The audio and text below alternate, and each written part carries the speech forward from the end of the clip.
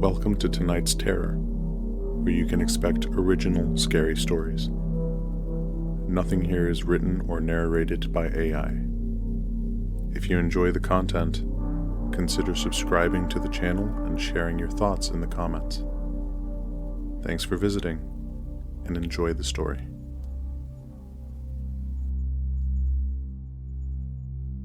When I first arrived at the Hawthorne estate, I was struck by its beauty.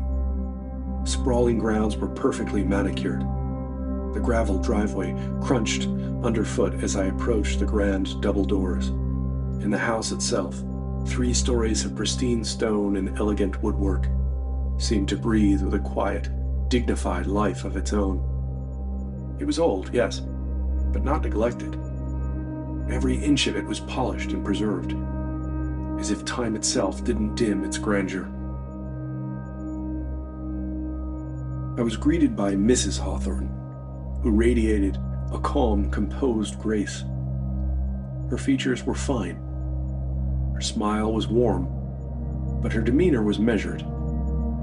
Behind her, Mr. Hawthorne loomed with a kind of genteel authority, his dark eyes assessing me as though I were another antique to be appraised.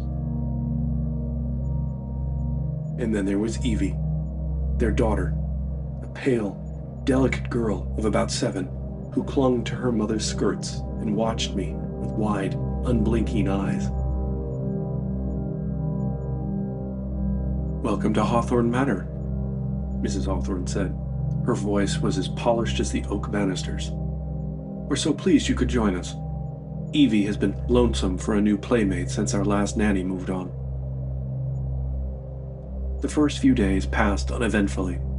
My living space, though modest, was far more comfortable than I had expected.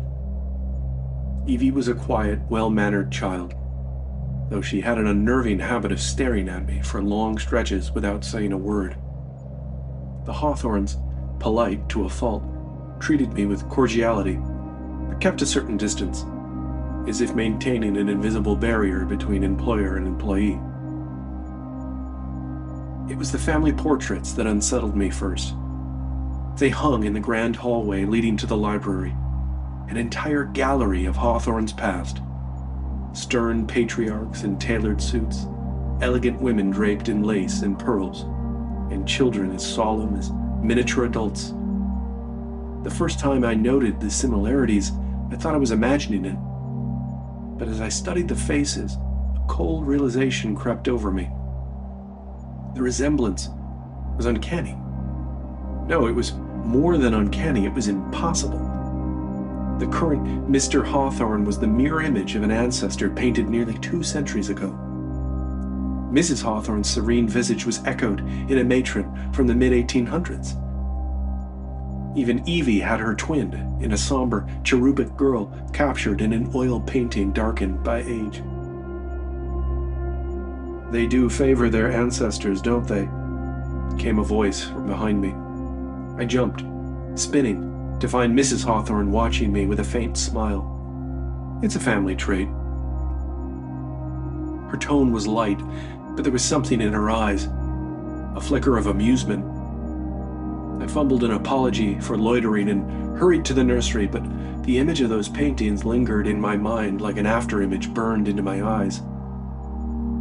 It was not the last peculiar thing I noticed either. At night, as I lay in bed, I sometimes heard whispers, soft and indistinct, as if carried through the door or vents by a draft. When I mentioned it to the housekeeper, an elderly woman named Mrs. Barrow, she shrugged. "The old place creaks and groans," she said. "It's always been like that." And yet, the whispers seemed too vocal, too human, to be the mere complaints of an aging house. More than once I thought I heard my name among them. Evie, too, began to change. At first, she had seemed merely shy, but now there was a strange sagacity in her eyes, a maturity that belied her years. She would say odd things in her small, sing-song voice. "They like you, you know," she said one afternoon as we played with her dolls. "Who likes me, Evie? Your dolls?" I asked. The old people. She tilted her head, as if listening to something I couldn't hear. They say you're the nicest one we've had. The old people? I echoed, my skin crawling. Do you mean your mommy and daddy? She just giggled and returned her attention to the dolls. I think I gave up fooling myself one night when I awoke to find my room lit in a strange, flickering light. I sat up and saw that the source was the hallway beyond my door, slipping in beneath. Crawling out of bed, I crept to the door and paused. The gallery of portraits was in that hall. I was about to grasp the doorknob and step out to see why the hallway was lit so brightly. I stopped short as voices, crisp and urgent, broke the silence. She's nearly too old already, one said. I heard a muffled reply, and then the first voice spoke again. Preposterous.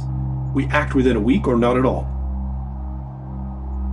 My foot caused a floorboard to squeak loudly, and the voices cut off abruptly. Like a kid caught eavesdropping on their parents, I scampered back to my bed. I lay with a blanket pulled up to my nose, listening, but I heard nothing else, and eventually slipped off to sleep. By the end of my first month in the house, Mr. Hawthorne's behavior began to shift subtly, but unmistakably. At breakfast one morning, as I buttered my toast, he set down his teacup and regarded me with an intensity that made the fine hairs on the back of my neck rise. Do you have much family? He asked casually, though his tone carried an undercurrent I couldn't quite place. Not particularly, I replied, trying to keep my voice even. My parents passed away some years ago. I have a cousin or two, but we're not close. I'm really only out here while I wait for my graduate program to start in the spring. No siblings, then? He pressed, his dark eyes fixed on mine. No, I said, my unease growing. A shame, he murmured, almost to himself. It must be lonely. For some reason, I felt embarrassed. I felt my face growing hot. After some mumbled agreement, I managed to say that it has been really nice spending time with his family. Mrs. Hawthorne glanced up from her plate, her expression inscrutable, and Evie giggled softly, though at what I couldn't say. I excused myself as soon as decorum allowed, but the feeling of being watched lingered long after I had retreated to the nursery. Later that evening, as I tucked Evie into bed, I noticed something strange in the corner of her room. A small door, no taller than a bedside table, was set into the wall. A feature I hadn't observed before. Or if I had, I'd just looked past it. It was closed. There was nothing overtly concerning about the door, but I found myself fixating on it, dreading what might be behind. Evie's eyes flicked toward it as I kissed her forehead, and a smile played on her lips. "Good night, miss," she said sweetly. Unable to quell my curiosity, I lingered outside her door after bidding her good night. Moments later, I heard her soft voice drifting through the wood, speaking in a hushed, almost reverent tone. I pressed my ear to the door, straining to make out the words, but they were too faint. It was as though she was holding a conversation. And then, just for an instant, I thought I heard something answer. It was low and husky. I suppose it could have been a chair being dragged, or the house groaning. I decided to look back in on Evie and remind her it was time to sleep. I cracked the door open covertly and peered in. The bed was empty. I pushed my head through the door farther, and my eyes roamed the room in a flash of panic. Then, there she was. Evie knelt in the corner beside the miniature door. Her head was cocked to one side, and she nodded slightly, as if listening. "If I let you out, Daddy will be mad," she whispered. This was too much. I couldn't take it. I called shakily into the room. "Evie, playtime is over. You know it's time for bed." Without turning, almost as if she knew I'd been watching her, she solemnly answered, "Yes, it's time." That night, I locked the door to my room. The following day, the family went to church together, and I was alone in the house for the first time since I'd been hired. From behind the curtain in my room, I watched their black Mercedes nose its way onto the country road at the end of the driveway. As soon as I was confident they weren't coming back for a forgotten wallet or pair of sunglasses, I stepped into the hall and paced to Evie's room. I stood, staring at the little door for a long time, unsure if I really wanted to do this. The terror I felt when I was in this room was only a part of my hesitance. It was flatly wrong to snoop in a place I hadn't been given access to. In the end, I gave in. Before I could lose my nerve, I rushed to the door and pushed aside the hamper I'd been using to block it from sight. I grasped the door handle and gave a firm pull. The paint around the doorframe cracked loudly and I let out a gasp. The door clearly hadn't been opened in a long time.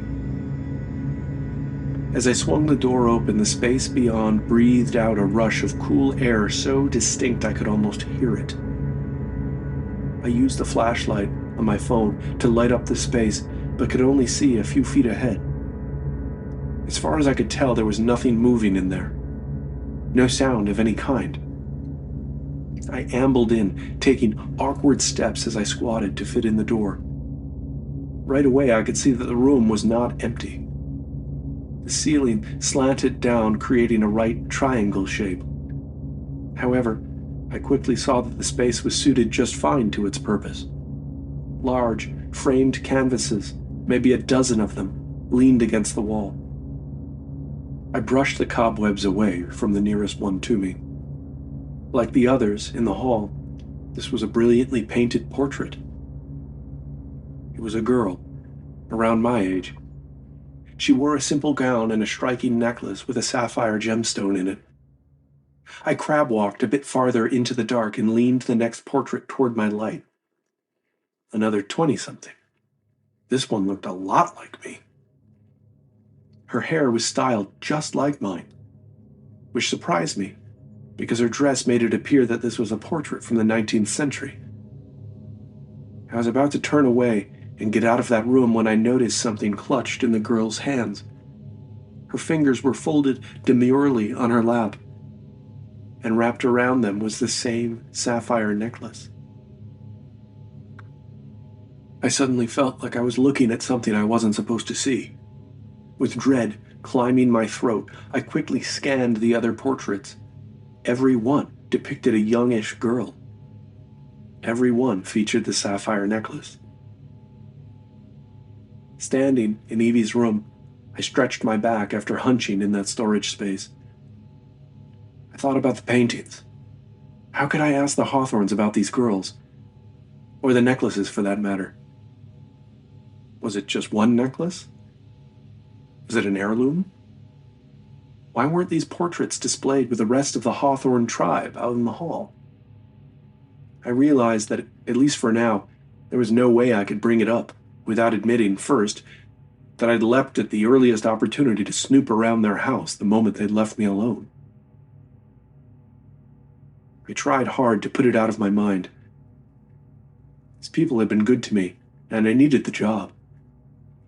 But as the month unfolded, I found myself thinking more and more about the girls in those portraits. I'd lay in bed trying to puzzle out why this branch of the family wasn't deemed suitable for display in the hall. Who were they? The other portraits were alarmingly reminiscent of the Hawthornes I worked for. Who were these girls doubles of? Before I knew it, Christmas had arrived. Mr. Hawthorne had asked me more probing questions about my family during an exchange about time off for the holidays. Again, I felt I needed to apologize for my lack of family connections. This was probably not necessary, because he seemed perfectly pleased that I'd remain available through Christmas.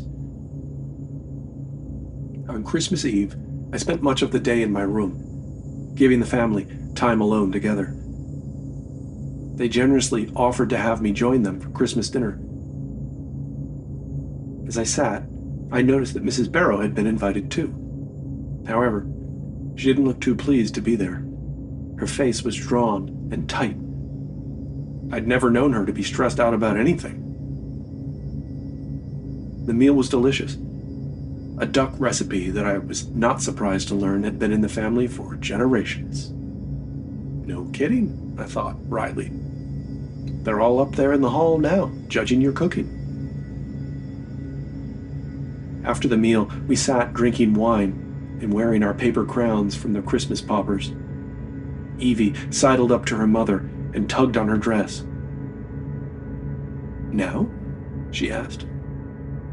Then, two things happened at once and made me question whether I'd perceived the moment accurately. Mrs. Hawthorne responded, saying something like, "Yes, dearest."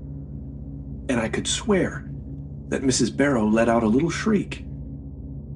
If she did, I was the only one who noticed. Evie ran from the room and returned a moment later with a small, rectangular box, wrapped ornately and tied with a bow. "This is yours," Evie said seriously, handing it to me. "You mean it's a gift for me?" I asked. As usual, Evie didn't answer a second question. Instead, she just giggled softly and stepped back to lean her head on her mother's lap. "Thank you all so much for this, and for welcoming me into your home at Christmas," I gushed, my cheeks reddening. I tugged at the ribbon, aware that everyone was watching me intently. Mrs. Barrow cleared her throat lightly, and I glanced up. In that instant, there was a nearly imperceptible shake of her head. Was she telling me no? I looked down at the box and studied its shape for the first time since Evie put it into my hands. It was about 8 inches long, slender. In a flash, I knew what was inside the box. The sapphire necklace.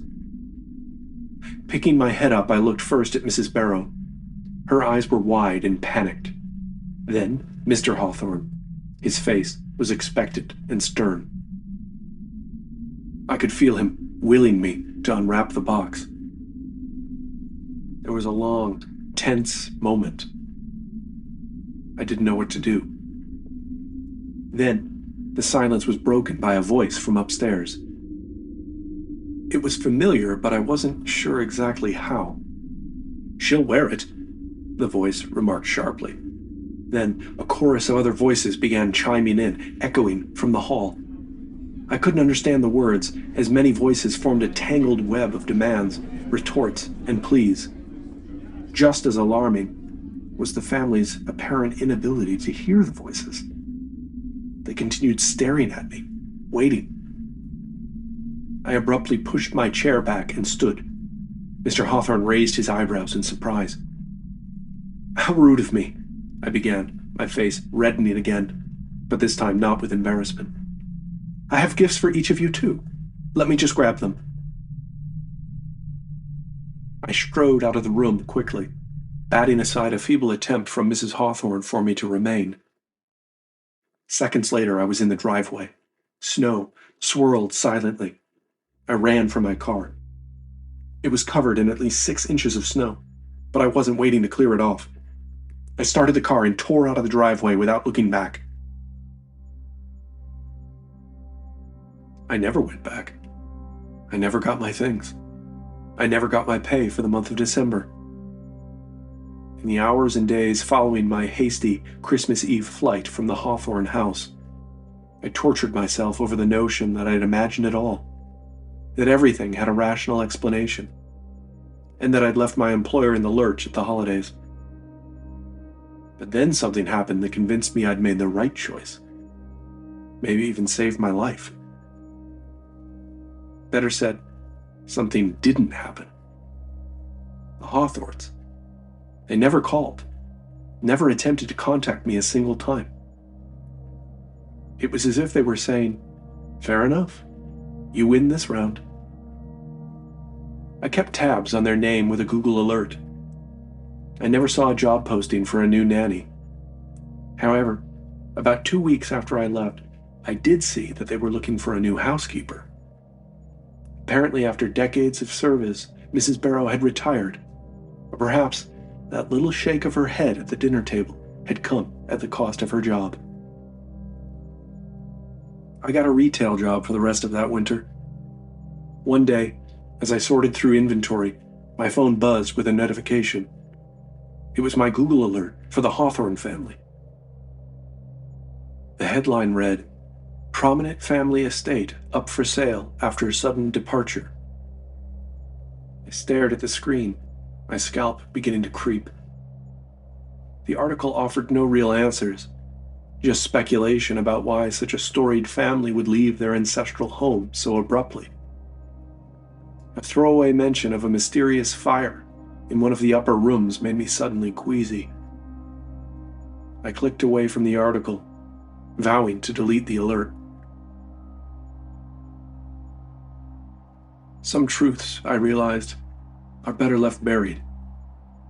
For all its beauty and grandeur, the Hawthorne estate had really been a mausoleum of memories, and not my own. I think I had been lucky to escape with nothing more than an unsettling story to tell.